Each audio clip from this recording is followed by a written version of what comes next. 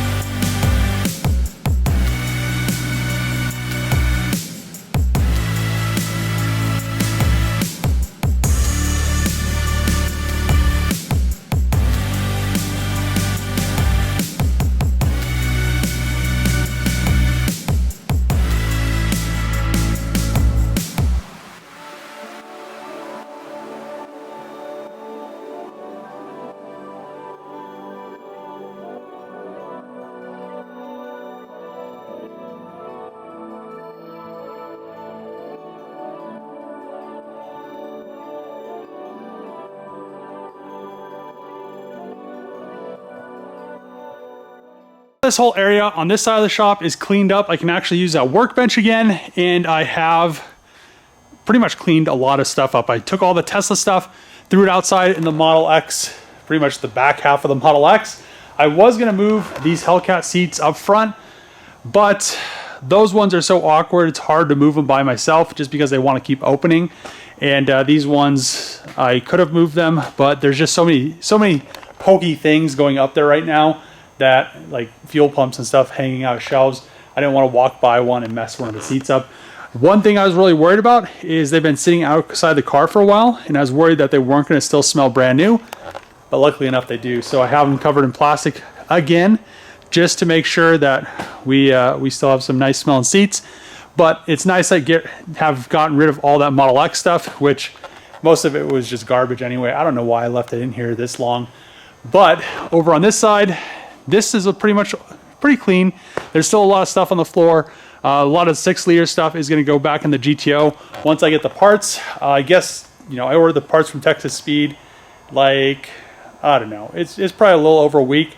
I should have just got stuff on Facebook Marketplace. I found the oil pump and timing kit and a bunch of other stuff after I ordered the products from Texas Speed, but then I called them today to see where my order was at, and they were like, oh, we didn't send it out. We didn't notice you paid for it. It's like, how did you notice $2 grand? I guess they just don't pay attention. So hopefully next week I have the parts for the GTO, which will be really nice because I could get all that stuff back together, get all this pile right here of GTO stuff, the torque converter back in the car, get the car back running and driving again, and so on. But in the front, I pretty much just, so I have a bunch, I have all my batteries right here now on a rolling cart. Then I have all the new parts for the Durango, as well as, you barely can see this, as well as the red eye hood, and just a bunch of random stuff right here, since that's an unused area kinda for right now. And then up here, see, this is what I was talking about. I didn't want to walk by any of that stuff and catch a seat and rip the leather. But up here, I just kind of organized all of the Durango Hellcat stuff just so it's nice and tidy and not in there, and there isn't going to be a chance of it getting overspray or anything on it like that. So it's just nice to have it up here and have it organized and have it so it's not going to get dirty, which is really nice. So what I'm going to do now is we're going to go back up here, back into the shop, which is kind of far. And we're going to work on the Charger subframe finally.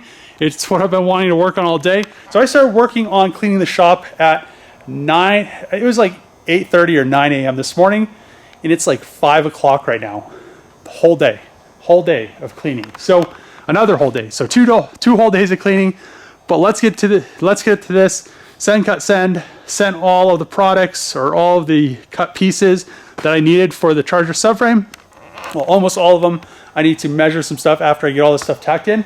Let's get all this stuff tacked in and get it ready to go because I want to get this Charger done.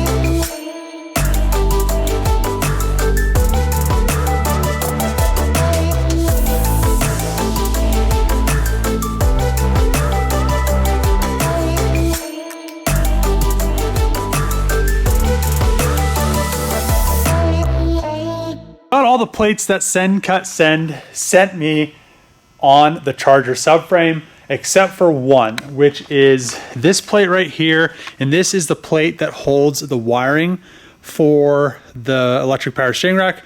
I've marked a line on there, scribed a line on there.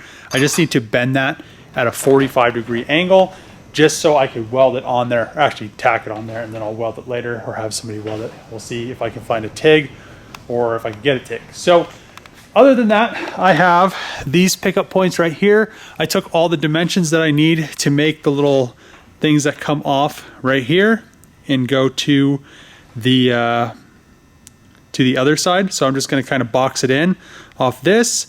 And then back here, I noticed I tied it in all of these differential mounting positions. And then on this one, that's why I got all these little triangles. I'll add this on both sides. And then I have some larger ones, which I haven't done yet. I'll do it once it's out of the fixture.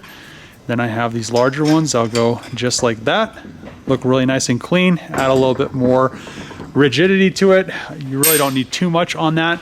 And then over here, since I have a nut on this side and I can't get a bolt from this side, plus I need to add a similar style bar that goes across, what I think I'm going to have to do, since I can't come in here and do it this way because it'll hit the nut, it'll interfere with it, I'm going to, well, I could just notch a hole in there and then weld the nut on there, but I think what I'm going to do is I'm going to come in like this on this one and then just bend it at a 45 and then just come over just kind of like that one, but just so it clears this and gives me enough clearance so I don't have a big, a big issue with the nut and everything. So that'll work out really well, I think. And then I could tie in this last front differential mounting, and then I could start doing all the brackets for the splash shield,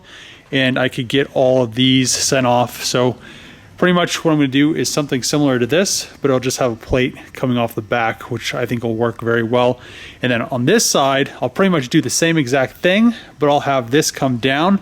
I was thinking about using this plate, but I didn't think about that bar is going to be different, so it really wouldn't work out very well. Is this the other side? This might be the other side, but it goes something like this, similar to that. Actually, yeah, there we go, similar to that. But then this would be in the way of the differential. So I'm probably just going to come down and then just tie that in and then just box everything in. I think it'll work out very well as well. And then we have the engine mounts are all located in there and tacked in. So we have engine position, we have some control arm positions, which is nice. And I probably could get away with just using these and just going like, I could probably do it this way.